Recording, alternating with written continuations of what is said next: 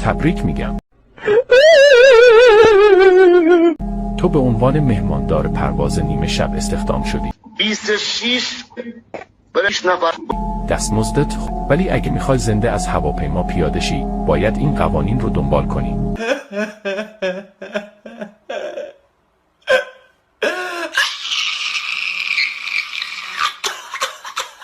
قانون اول، لبخند بزن و تا وقتی پرواز تموم نشده این کار رو ادامه بده. اگه تعداد مسافرها از لیست پرواز بیشتر بود آره بگیر. اونایی که اضافی ان نباید بفهمن تو متوجه حضورشون شدی. قانون دوم، اگه چراغ احضار مهماندار از ردیف آخر روشن شد بهش توجه نکن. هیچ مسافری توی لیست روی اون صندلی ها ثبت نشده. فقط دکمه احضار رو خاموش کن و وانمود کن اونو ندیدی. ترسیدی؟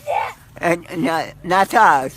قانون سوم، غذاها از قبل روی چرخ دستی هواپیما آماده شده. ممکنه استیک ها خام به نظر برسن ولی نگران نباش. مسافران همینطوری ترجیح میدن. اگه موقع جمع کردن ظرف ها یکی از اونا هنوز دست نخورده بود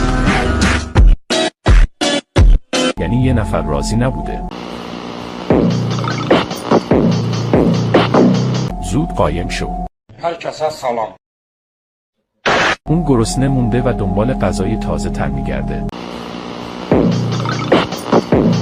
قانون چهارم، اگه همه مسافرها همزمان به خواب رفتن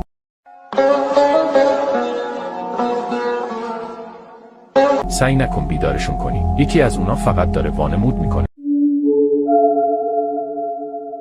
زود به سمت کابین خلبان برو و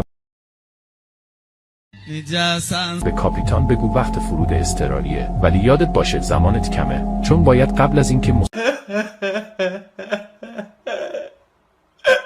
مسافرها دوباره بیدار شن از هواپیما خارج شی. موفق